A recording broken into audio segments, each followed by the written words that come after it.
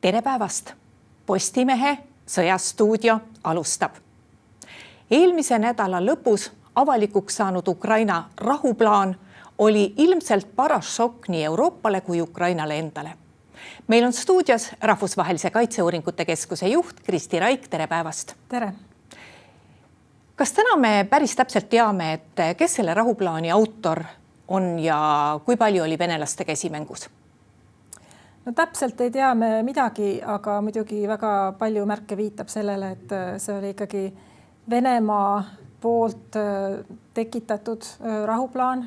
See vastab täiesti Venemaa huvidele ja kuidagi õnnestus siis Venemaal lekitada see avalikkusesse Trumpi rahuplaanina või USA-Venemaa ühise ettepanekuna. Ja USA ka koheselt ei kippunud ennast sellest distantseerima, aga tänaseks me ikkagi oleme jõudnud olukorda, kus see 28-punktine plaan on kõrvale lükatud.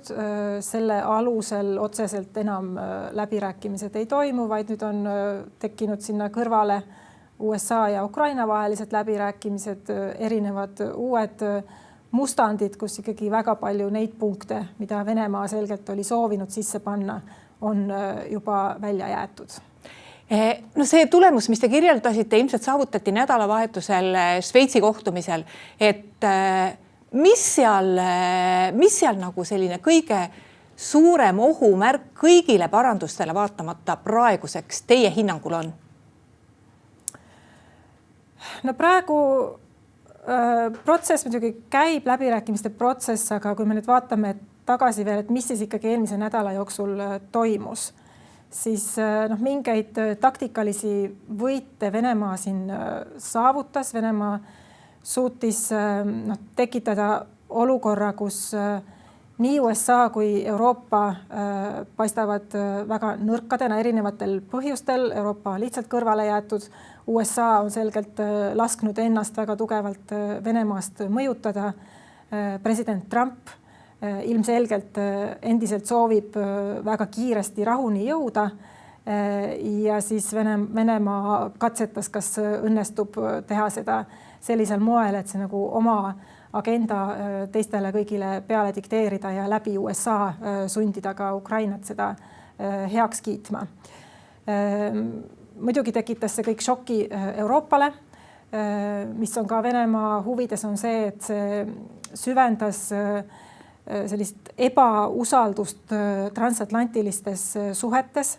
Loomulikult on eurooplastel pärast neid sündmusi selline tunne, et nad ei saa USA-d usaldada, kui need jäeti täiesti kõrvale Euroopa julgeolekut puudutava äärmiselt olulise dokumendi tekkimisest. Aga nüüd püütakse seda kõike siis parandada ja ma usun, et Donald Trump arvab, et kindlasti Ukraina peab siin mingeid olulisi järeleandmisi tegema ja ta tahab kiiresti rahuni jõuda.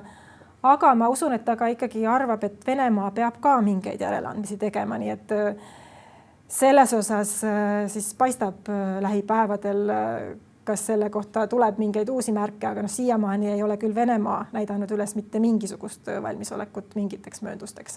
No Ukraina on 4 aastat sõdinud aktiivselt selle eest ja kaotanud väga palju inimesi selleks, et tema riik säiliks ja territooriumi oleks võimalik endale hoida. Kui palju territoriaalseid nõudmisi Venemaa poolt selles plaanis kajastatud on ja kas see võibki nii jääda? Territooriumide küsimus nüüd on kindlasti üks kõige keerulisemaid, kuigi põhimõtteliselt kõige olulisem on siin ju see, kas Ukraina säilitab oma suveräänsuse. Ja kui see 28-punktine plaan oleks läbi läinud, samas ma ei arva, et Ukraina mingil juhul oleks sellega nõustunud, aga selle plaani järgi ikkagi Ukraina kaotaks oma suveräänsuse, kaotaks õiguse otsustada oma liitlassuhete üle, oma sõjalise võimekuse üle. Nii et seal oli selliseid punkte, mida mitte mingil juhul ei saa vastu võtta. Kus me nüüd praegu oleme selle territooriumide küsimuse üle, ilmselt räägitakse läbi USA ja Ukraina vahel. Ja kahjuks on USA-l juba varem, see oli näha seoses Alaska tippkohtumisega, tekkinud selline hoiak, et Ukraina äkki peaks ikkagi veel mingeid territooriume ära andma lisaks sellele, mida Venemaa juba praegu okupeerib. Jällegi selline punkt on Ukrainale peaaegu et võimatu vastu võtta erinevatel põhjustel, muuhulgas selle tõttu, et see praegune rindejoon on kujunenud välja selliselt, et Ukraina kaitserajatised on ju siis seal rindejoone läheduses ja kui Ukraina nüüd annaks ära need territooriumi, mida Venemaa endale nõuab, siis kaotaks ta need kaitserajatised. Nii et ma arvan, et see on ka nagu üks oluline punkt, mida nüüd USA-le rõhutada, Ukraina, Euroopa poolt, et ei tohi minna sellisesse lepingusse või suruda Ukrainale peale sellist lepingut, mis tähendaks, et Ukraina tegelikult ei suuda ennast tulevikus kaitsta. Et see ei ole Euroopa huvides loomulikult ja see tegelikult ei saa olla ka USA huvides, et lasta Venemaal niimoodi dikteerida lepingu tingimused, mis ei too Euroopasse mingit kestlikku rahu, vaid ikkagi lisavad seda riski, et tuleb uus sõda ja võib tulla veel laiem sõda. Vot siit tahangi edasi küsida, et aga millised on need julgeoleku garantiid, mille see leping annaks? On neid üldse seal? No see on teine väga keeruline punkt lisaks siis territooriumide küsimusele ja see on olnud väga selge Ukraina ja tema Euroopa sõprade nõudmine, et mis tahes rahulepe peab sisaldama selgeid tugevaid julgeoleku garantiisid Ukrainale. No, muuhulgas Eesti on kogu aeg olnud sellel seisukohal, et kõige tugevam julgeoleku garantii oleks liitumine NATO-ga, aga see ei ole hetkel kuidagi realistlik, nii kui USA seda ei toeta, siis see ei saa ka toimuda. Ja Venemaa muidugi tahaks jõuda sinnamaani, kus NATO üleüldse lubab ja Ukraina võtab ka endale kohustuse või annab lubaduse mitte kunagi NATO-ga liituda. Aga üks on siin see NATO küsimus, et kuidas seda peaks seal võimalikus rahuleppes kajastama, et ma arvan, et see on nagu üks kõige olulisemaid punkte Ukrainale ja ka Euroopa riikidele, NATO riikidele, et ei saa nagu anda Venemaale veto õigust NATO laienemise osas. Et isegi kui me nagu praegu teame, et ei ole poliitiliselt realistlik, et Ukraina niipea NATO-ga liituks, et see võimalus peab jääma avatuks. Aga kui nüüd seda NATO julgeoleku garantiid hetkel silmapiiril ei ole, et kuidas siis ikkagi anda neid julgeoleku garantiisid, siin on eurooplased viimaste kuude jooksul töötanud välja oma plaane tahtekoalitsiooni raames, pannud kokku mingit paketti, kuidas paigutada Euroopa vägesid Ukrainasse pärast relvarahu või rahulepingu sõlmimist. Aga tundub, et see on ka endiselt väga tugev Euroopa seisukoht, et USA peab ikkagi nende julgeoleku garantiide osaline olema, et ilma USA osaluselta ei suuda Euroopa üksi piisavalt tugevaid garantiisid pakkuda ja selle üle ka nüüd läbirääkimised käivad, et mida siis USA on valmis tegema. Kui Trump ütleb, et ta tahab rahu, siis ta peab looma ka tingimused selleks, et see rahu päriselt oleks kestlik, mitte ainult hetkeline ja näiline. Ja see eeldab ka USA-lt siis teatud panust, mitte seda, et USA paigutaks oma vägesid Ukrainasse, see on nagu USA poolt juba ammu välistatud, aga selgelt nagu toetavat rolli. Kõigele kaotustele vaatamata on Ukraina siiski selle 4 aasta jooksul arendanud tublisti oma sõjatööstust, sõjaväge ja õppinud sõdima. Võib-olla veel kõige paremini tänapäevastes tingimustes, hoopis paremini kui teised riigid, kes arvavad heaks Ukrainat õpetada. Kas selle lepinguga üritatakse seda ise sõdimise võimet ja armee võimekust ka maha tõmmata? No see on kindlasti üks Venemaa eesmärke, piirata Ukraina sõjalist võimekust. Aga siin on jälle koht, kus siis Ukraina ja Venemaa huvid on muidugi vastupidised ja Euroopal on väga selgelt huvi tagada see, et Ukraina kaitsevõime oleks võimalikult tugev, et sellele mingeid piiranguid ei asetataks ja Euroopa vaatest on muidugi oluline, et tulevikus Ukraina on osa Euroopast, osa Euroopa kaitseplaanidest kui kiiresti see siis tähendab NATO liikmeks saamist, selle võib isegi kõrvale jätta, aga et Ukraina peab olema ühel või teisel viisil Euroopa kaitsesse integreeritud oma võimekustega, oma kogemusega ja kui Ukraina koos teiste Euroopa riikidega tulevikus pakub kaitset ja heidutust Venemaa edasise agressiooni vastu, siis sunnib see ka Venemaa muidugi strateegiliselt täiesti uude olukorda, kus nad peavad arvestama mitte ainult sellega, et NATO on neil teisel poolel vastas, vaid Ukraina koos teiste Euroopa riikidega ja koos kõige oma võimekusega. Nii et see heidutus, mida me ju kõik tahame, et see oleks võimalikult tugev, et see on ikkagi palju-palju tugevam, kui Ukraina on sellesse kaasatud.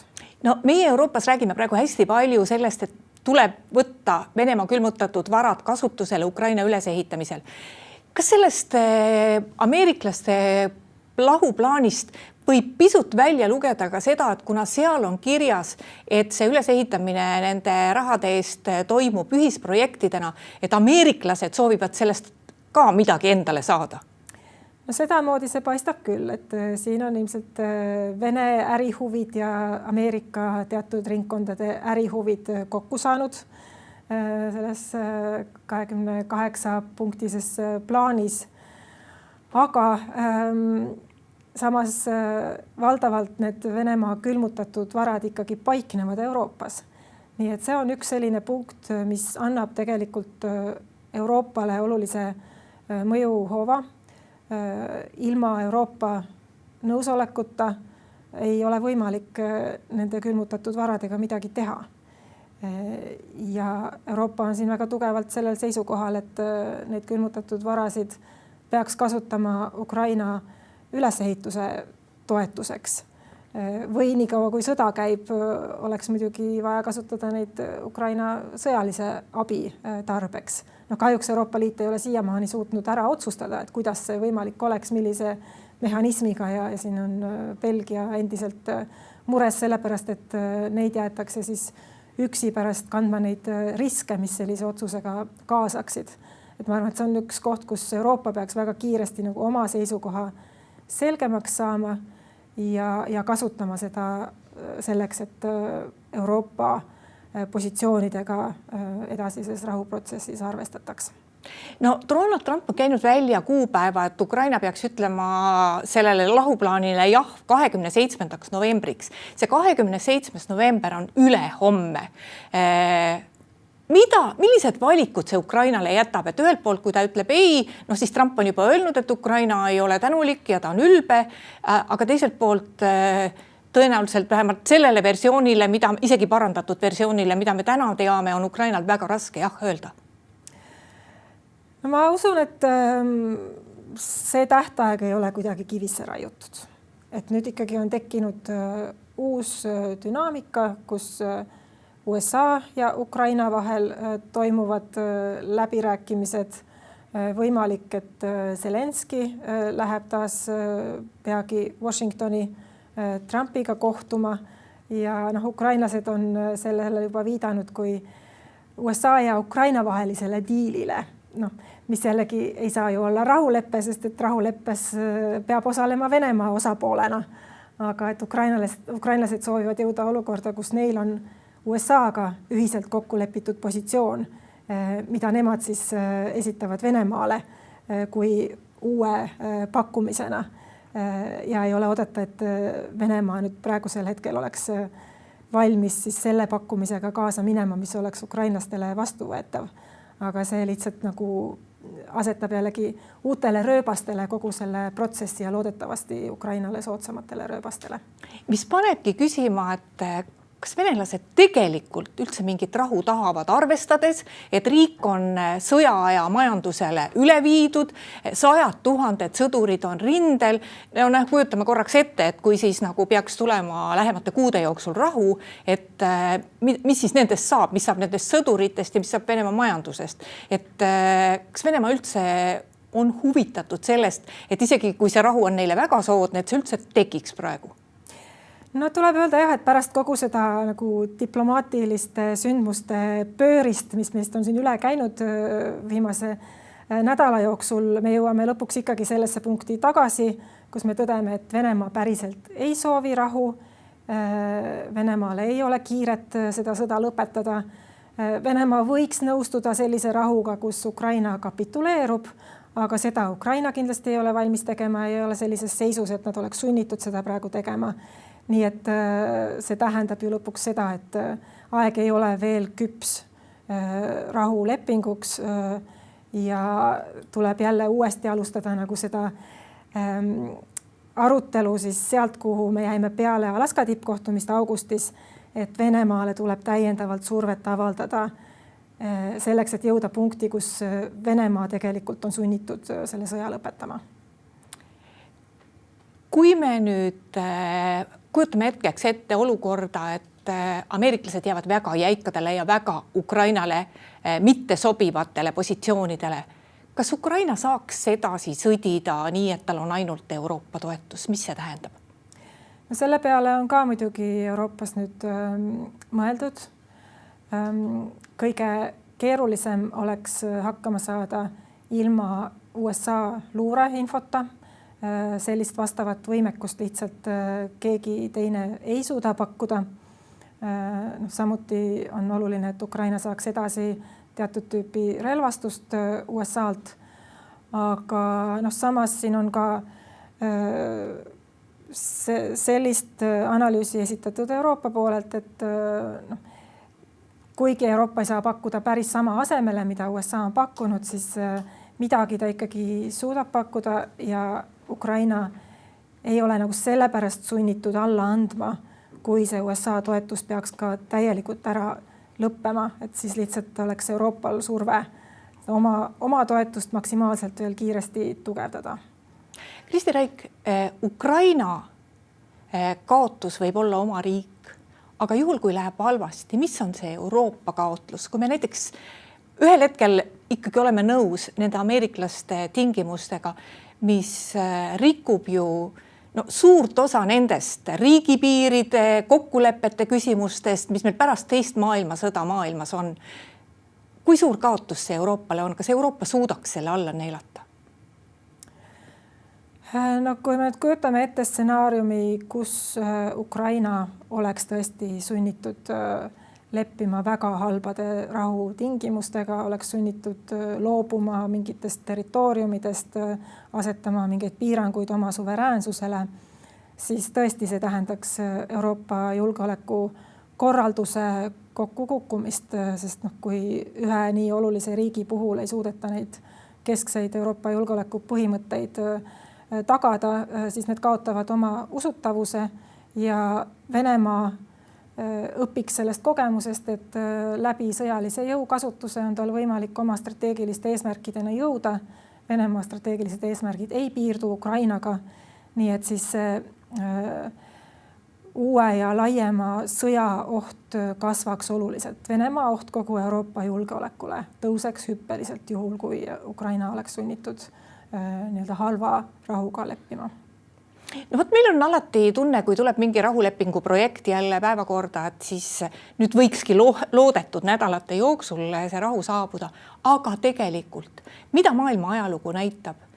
Kui pikad on need protsessid, mis võtavad aega selleks, et kas mõni paikkondlik relvastatud konflikt lõpetada või mõni suurem sõda lõpetada? See ei käi ju nii ruttu. See pigem jah ei käi, et nüüd on juba 4. sõja aasta ja nagu ma ütlesin, aeg ei ole veel küps või tingimused ei ole veel küpsed selleks, et praegu rahulepingut sõlmida. Venemaa ei ole valmis järeleandmisi tegema, Ukraina ei ole valmis kapituleeruma. Nii et paratamatult see tähendab, et tõenäoliselt see sõda veel mõnda aega jätkub, võib-olla see on kuude küsimus. Võib-olla tuleb mingi ootamatu muutus Venemaa poolel, mis seda olukorda muudab. Samas selle peale me ei saa ka lootma jääda, et siin Venemaa süsteem äkitselt kokku kukuks, et see ei pruugi sugugi nii minna. Aga praegu tuleb loota sellele, et Ukraina saab Euroopalt veel rohkem toetust, et eurooplased said nüüd jälle veel ühe sellise raputuse, mis neile tuletab meelde, et Ukraina toetamine on Euroopa enda julgeoleku huvides, sellesse tuleb maksimaalselt panustada, kui me tahame ära hoida sõja laienemist Euroopas. Kui palju halvemasse positsiooni paneb hiljutine Ukrainas avalikuks tulnud korruptsiooniskandaal Ukraina presidendi kogu selles protsessis? Kindlasti on Zelenski väga suure surve all praegu ka sisepoliitiliselt. Aga ma arvan, et siin on selline Venemaa poolne valearvestus, et nad arvavad, et see nagu sunnib Zelenskit leppima halbade rahutingimustega. Ma arvan, et see on pigem niipidi, et kuna Zelenski on oma ühiskonnas suure surve all, siis ta mingil juhul ei saa mingi halva diiliga kaasa minna, sest ta teab, et Ukraina ühiskond seda mingil juhul vastu ei võtaks. Ja üleüldse see venelaste arvamus, et Zelenski oleks vaja kõrvaldada, et see on justkui üks peamine takistus Venemaa strateegiliste huvide saavutamise teel. See ka, ma arvan, on valearvestus, et see näitab seda, et Venemaa ei taju seda nagu Ukraina ühiskonda õigesti, nad korduvalt teevad valearvestusi.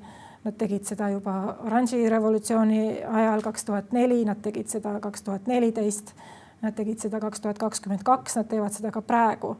Aga Ukrainas see tuleb ikkagi ühiskonnast, see soov oma suveräänsust kaitsta. Kristi Raik, aitäh tulemast Postimehe Sõjastuudio saatesse. Aitäh kutsumast. Ja aitäh ka kõigile neile, kes meid täna vaatasid. Postimehe järgmine otsesaade on eetris homme. Seniks lugege uudiseid postimees.ee.